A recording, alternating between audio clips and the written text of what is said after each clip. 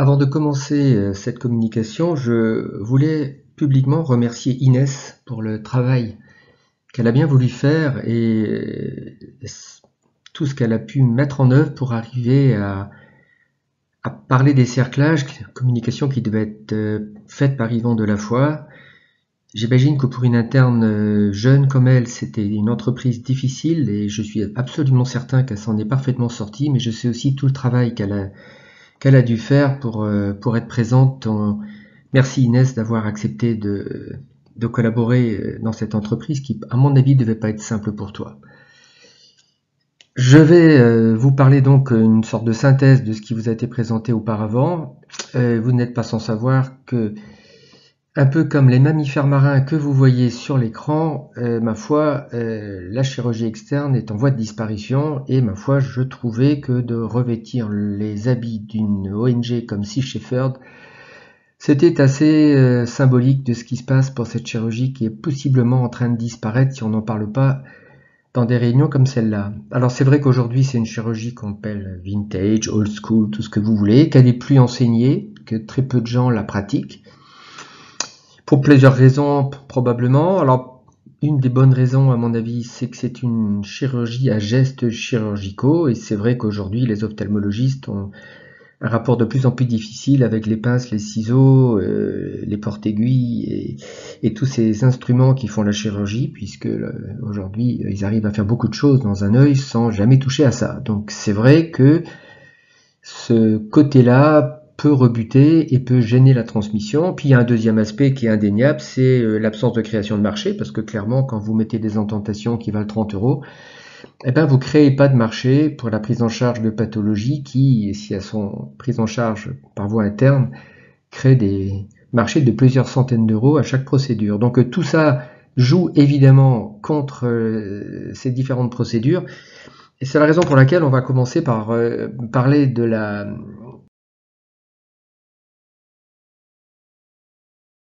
chirurgie externe totalement absente des congrès, et c'est en gros d'ailleurs ce qui m'a donné l'envie d'en parler aujourd'hui, totalement absente des congrès comme ceux-là auxquels je suis allé. Il y avait de la chirurgie en direct, donc c'était intéressant de voir ce que les gens proposaient. Et en fait, ce qui est certain, c'est que dans ces réunions, il n'y a eu que 100% de chirurgie interne, c'est-à-dire en gros la chirurgie externe n'existe plus, elle a disparu des écrans, voilà. Alors ça ne veut pas dire qu'elle n'est plus faite du tout, mais ce qui est certain en tout cas, c'est que on la montre pas, on n'en parle pas, on en parle dans les couloirs, mais jamais pendant les réunions. Donc 100% de chirurgie interne, c'est ce que j'ai vu dans le congrès des cartes notamment, et puis pas que dans celui-là, aux réunions d'orques aussi, aux pensières, c'était la même chose. J'ai noté un autre élément, c'est que 85 à 90% des procédures qui étaient présentées finissait par des injections de silicone, ce qui veut dire en gros, pour moi, que le patient était toujours convalescent et que son avenir était toujours en point d'interrogation. Mais les chirurgiens étaient contents de la procédure, ils étaient ravis d'avoir montré des gestes des fois surprenants, mais en tout cas, c'était le sujet, et je ne sais pas si le but de la conservation de l'acuité visuelle était au cœur de leur motivation, mais en tout cas, j'avais du mal à imaginer qu'après avoir fait des rétinotomies du pôle postérieur, mis des patchs de membrane amniotique dans le bon sens si possible, et mis du silicone à la fin, la quantité des scotomes périphériques faits par les rétinotomies ayant hypothéqué le champ visuel périphérique, je suis pas sûr que le résultat à 3 ans soit tellement différent de celui d'un œil en glaucome néovasculaire, possiblement, ou en tout cas avec une fonction visuelle assez misérable. Donc ça m'a donné envie, oui, de vous parler de cette chirurgie externe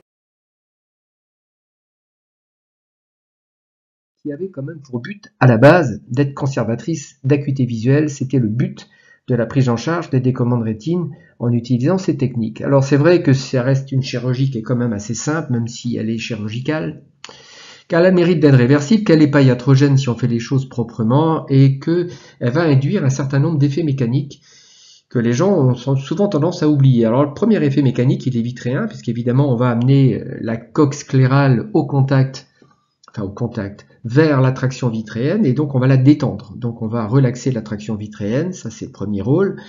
Ensuite, il y aura un effet mécanique sur la sclère puisqu'elle va être indentée, elle va être modifiée, elle va être ramenée vers l'axe central du globe. Mais cet effet-là sera temporaire, c'est-à-dire que les fils se relâchant en quelques mois, même ma foi, à 3, 4 et 6 mois, les fils ayant perdu totalement leur tension, l'indentation aura quasiment disparu, mais la pathologie avec elle, et normalement l'astigmatisme induit au départ aurait pratiquement totalement disparu à plusieurs mois de la chirurgie. Donc c'est une chirurgie qui est à effet temporaire. Alors elle aura permis en tout cas d'obtenir une occlusion des déchirures, c'est en général ça qu'on cherche quand même. Elle aura aussi permis, comme je vous dis, donc une relaxation des tractions vitréennes et de la base vitréenne.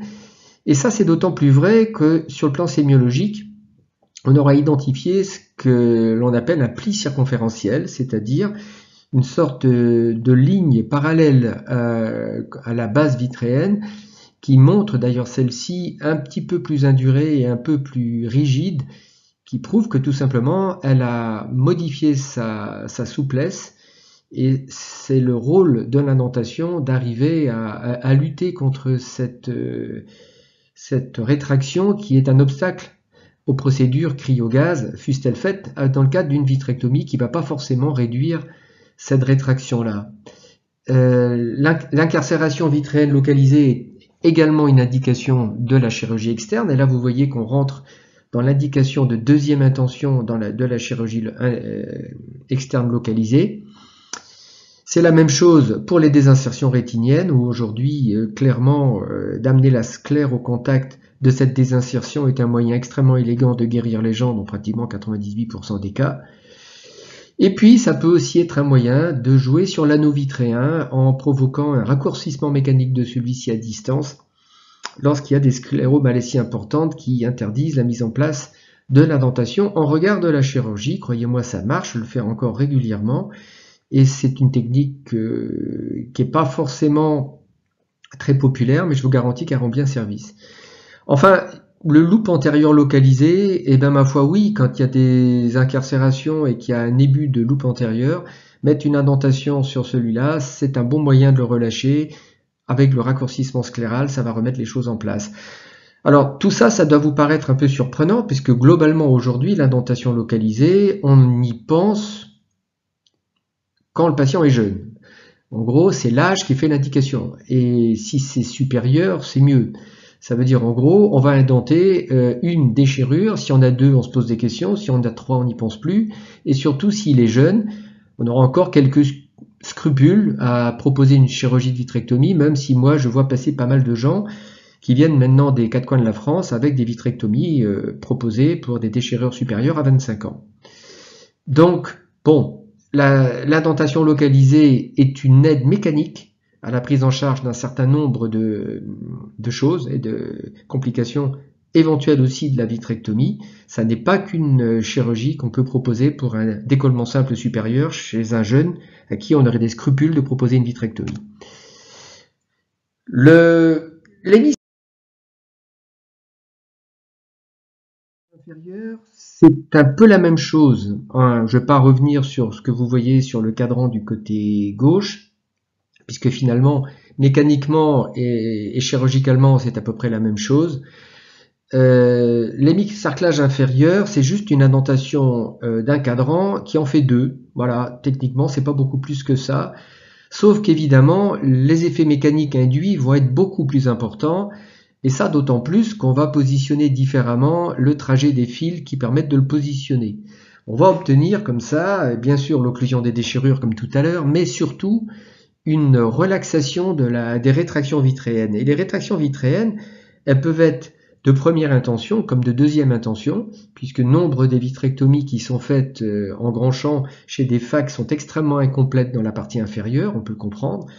Et donc cette rétraction vitréenne peut être contrebalancée par la mise en place d'un hémisarclage inférieur. Alors ça va également jouer sur la rétraction de la base vitréenne, c'est-à-dire que celle-ci va être relâchée par l'effet d'indentation et par l'effet de raccourcissement pour une adaptation, si vous voulez, des deux structures, à savoir la coque sclérale et la surface vitréenne, dans le cadre de rétraction rétinienne induite.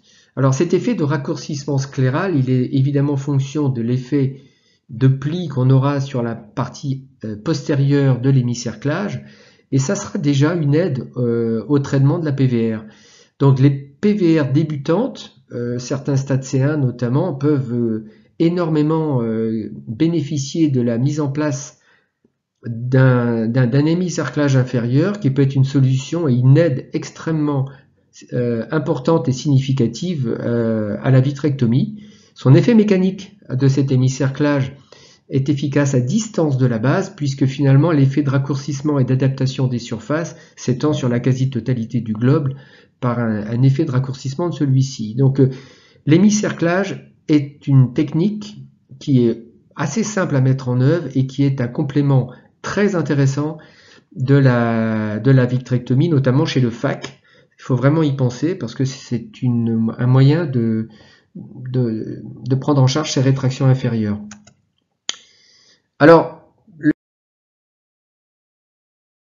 sur 360 degrés, dont vous a parlé Inès tout à l'heure, ou une variante qui est le cerclage pli, c'est-à-dire qu'on va modifier le trajet des fils pour arriver à obtenir une plicature derrière le cerclage, un peu comme on l'obtenait tout à l'heure dans l'hémicerclage inférieur. Alors cette prise en charge, elle, pour le coup, elle est vintage, c'est-à-dire que peu de gens aujourd'hui ont recours à ce type de chirurgie, que cette chirurgie, elle est d'autant plus efficace quand on ne se trompe pas dans les matériaux qu'on utilise et de la technique que l'on emploie. Effectivement, les matériaux qu'on utilise doivent être des matériaux rigides. Il est clair que les matériaux compressibles, comme les éponges de Linkoff, pour ne pas les citer, ne permettent pas d'obtenir l'effet mécanique qu'un matériel rigide va permettre de construire. Et donc, le choix des matériaux est important. Leur taille aussi, puisque suivant le globe, on va devoir choisir la taille des matériaux pour qu'ils soient adaptés à la largeur de la base vitréenne, évidemment. Et la technique de pose, notamment les fils radiaires, c'est très important, puisque, évidemment, si vous voulez obtenir un raccourcissement, il vaut mieux être dans l'axe de celui-ci pour obtenir la traction nécessaire. Alors, ce qui est certain, c'est un geste qu'on n'a jamais regretté d'avoir réalisé. C'est-à-dire qu'à un moment donné, on prend la décision de poser un cerclage à quelqu'un, on n'a jamais regretté d'avoir posé un cerclage à quelqu'un en respectant des règles, parce que tout simplement, c'est une aide à la prise en charge. Bon, c'est vrai que c'est jamais fait en première intention, ou c'est rare, dans le stickler peut-être, mais c'est vraiment une exception. Mais globalement, c'est pas une chirurgie de première intention, ce qui fait que c'est pas toujours une chirurgie facile, puisqu'on passe après plusieurs procédures et que les adhérences et autres peuvent poser des soucis, que l'œil n'est pas forcément facile d'abord, qu'il est souvent inflammatoire. Donc pour le coup, c'est une chirurgie chirurgicale, on va dire, avec tout ce que ça comporte, et qui peut effectivement dérouter pas mal de personnes qui n'ont pas l'habitude de se servir de ces instruments, ou du moins ont l'habitude de les laisser dans les boîtes. Alors, qu'est-ce qu'on peut obtenir comme effet de ce cerclage sur 360 ou de sa variante avec le pli inférieur? Évidemment, d'abord, évidemment par l'effet mécanique du cerclage, c'est un effet de striction circonférentielle. Alors celui-là, il faut essayer de le régler et essayer de faire en sorte qu'il ne soit pas toxique, l'important étant de ne pas être iatrogène. Il y aura forcément, bien évidemment, une redistribution de la circulation choroïdienne qui va être changée par la place même et par l'effet mécanique du cerclage, mais la striction doit pas être trop importante pour éviter, comme avec certains cerclages mis avec des éponges de Linkoff, toutes les complications qu'on a pu décrire autour de la poche de ces cerclages élastiques. D'où l'intérêt, là encore, d'avoir du matériel rigide qui permet de régler le cerclage et que ce réglage soit fixe, même si on doit le reprendre dans un deuxième temps. Ensuite, ceci va amener évidemment une réduction du diamètre de la base vitréenne. Ça, c'est évident par effet mécanique. Et ça va permettre à la fois de porter des déhiscences, mais surtout, ça va permettre de relaxer les rétractions rétiniennes. Et ça, c'est absolument pas neutre, puisque l'indication du cerclage est très souvent d'adapter le diamètre et la surface vitréenne à la surface rétinienne et par là même à la surface sclérale, puisqu'évidemment ces trois surfaces devront se retrouver en place si on veut que le décollement de rétine arrive à se réappliquer. Donc ça c'est très important parce que cette adaptation des 3 surfaces, c'est l'effet mécanique du cerclage qui va vous le donner et certainement pas une voie interne. Donc c'est vraiment une aide extérieure à une pathologie interne. Et si vous ajoutez à ça la réduction antéro-postérieure de la circonférence sclérale par un effet de pli, vous allez avoir un élément supplémentaire pour lutter contre la rétraction rétinienne. Ce qui fait qu'en fait, vous allez adapter la circonférence sclérale à cette rétraction rétinienne. Le gros avantage de tout ça dans la prise en charge de la PVR, c'est que ça va être une alternative à la rétinotomie. Et vous savez, les rétinotomies, souvent on les commence, puis on les complète, puis on les étend, et puis après avoir fait 220 degrés, on se pose la question de continuer, parce que finalement, c'est toujours à la fin de la rétinotomie que les choses ne vont pas bien. Et surtout, la rétinotomie est faite dans le cadre d'une mise en place de silicone, ce qui impose à un moment donné de se poser la question de savoir quand est-ce qu'on va l'enlever. Donc, le traitement de la rétraction rétinienne par voie externe permet justement, quand on arrive à adapter les 2 surfaces, à envisager cette ablation de silicone, ce qui donne une vie fonctionnelle à l'œil après la chirurgie.